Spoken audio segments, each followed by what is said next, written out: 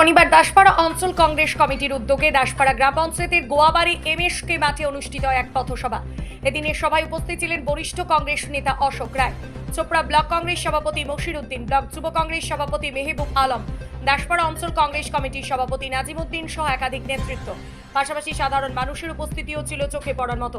সভা মঞ্চ থেকে ব্লক কংগ্রেস সভাপতি মশির উদ্দিন জানান, এদিন দাসপাড়া গ্রাম পঞ্চায়েতের চেতনাগঞ্জ বুথ থেকে প্রায় 20টি পরিবার তৃণমূল কংগ্রেস ছেড়ে কংগ্রেসে যোগদান করেছেন। যোগদানকারী পরিবারের পক্ষ থেকে জাকির হোসেন সংবাদ মাধ্যমের মুখোমুখি হয়ে তৃণমূল ছেড়ে কংগ্রেসে যোগদান কারণ ব্যাখ্যা করেন। বিষয়টা দেখুন, আমাদের টোটাল ভারতবর্ষব্যাপী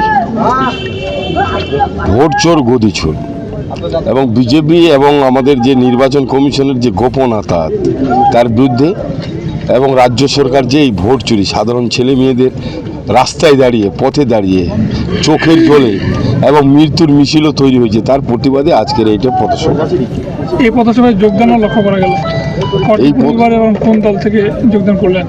এই পরিবার বিশেষ করে চেতনাগঞ্জ যে আমাদের বুথ আছে সেই বুথের 20টি পরিবার, ভোট আর নয় 20টি পরিবার আজকে স্বেচ্ছায় আমাদের কংগ্রেসে যোগদান করেছে। সম্পূর্ণ তৃণমূলের লোক, তৃণমূলের মহাভঙ্গ হয়ে গেছে, মানুষ দলে দলে জয় করবে। এখন আমি অনেক দিন থেকে তৃণমূল করে আসছি, সেই দলটা ত্যাগ করলাম। যেখানে মানুষের আস্থা বিশ্বাস সমস্ত হারিয়ে গেছে, সেখানে মানুষ থাকে কি করবে? জনসাধারণ মানুষ যদি বিচার না পায়, স্বাধীনতার যদি কোনো না পায়, স্বীকৃতি না পায়, তাহলে তো মানুষ থাকবে কি করে? সেখানে টাকা দেওয়ার জন্য মানুষকে এই যে মানুষকে নিষ্প্রাপ করছে, যারা মানুষ বিচার প্রাপ্যর জন্য যাচ্ছে বিচার পাচ্ছে না, ওদের মানুষটাকে সময়টাকে ঘোরাচ্ছে, মানুষের ধীরে ধীরে এইভাবে কমজোর করে মানুষ যাবে কোথায়? দেশটা ছাড়ে যাবে? কেউ তো দেশ ছাড়বে না, কেউ জমি ছাড়বে না, কেউ বাপের ভিটা ছাড়বে না। কিন্তু সে অন্যায়ভাবে যতই করুক, অবশ্যই কেউ না কেউ আসে পিছনে। হ্যাঁ, এটা নিয়ে তারা কেউ ভাবতে হবে না। আমি দল প্রত্যেক করে আমি কংগ্রেস দলে যোগদান করলাম। কটি পরিবার যোগদান করলেন আজকে? প্রায় আমাদের 20টি পরিবার। আজকে আমাদের এই পথসভায় চেতনাগঞ্জ বুথেরই আর কি 20টা প্রায় পরিবার আমাদের এই দলে যোগদান করলো। ওরা দীর্ঘদিন থেকেই ওরা টিএমসির সঙ্গে জড়িত ছিল। আজকে আমরা যারা মাইকে পথসভা জনসভা আমরা বলে থাকি, এই কথাগুলো নিশ্চয়ই তারা শুনেছে এবং আমাদের কথাটা সত্যি ভেবে তারা কিন্তু আজকে স্বইচ্ছায় এই 20টি পরিবার আমাদের কংগ্রেস দলে যোগদান করেছে। শীতলঘাটের পর এবার চেতনাগঞ্জ কীভাবে দেখছেন বিষয়টাকে?